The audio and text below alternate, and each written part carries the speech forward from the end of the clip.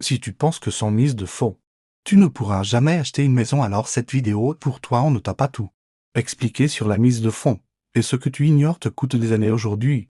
Je vais t'expliquer ce que personne ne te dit et surtout ce que tu peux faire concrètement. La mise de fonds, c'est le montant d'argent que vous devez verser de votre poche lorsque vous achetez une propriété. Au Canada, le montant minimum requis dépend du prix d'achat de la maison, pour une maison de 500 000 $ ou moins.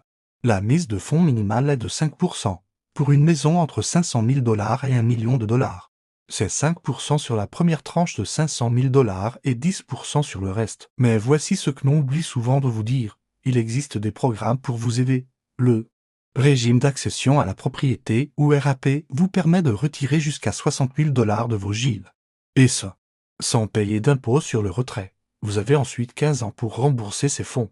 Il y a aussi le compte d'épargne libre d'impôt pour l'achat d'une première propriété, le CELIAPP. C'est un outil puissant qui combine les avantages du GIL et du CELI.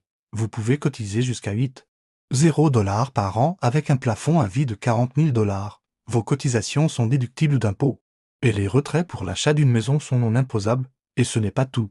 Certaines municipalités, comme Montréal, offrent des subventions pour les premiers acheteurs. Ces programmes peuvent vous donner un coup de pouce supplémentaire. Alors non, vous n'avez pas besoin d'avoir des centaines de milliers de dollars de côté. En combinant intelligemment ces programmes, vous pouvez atteindre votre objectif bien plus vite que vous ne le pensez. Le rêve de devenir propriétaire est encore accessible. Il suffit de connaître les bonnes stratégies.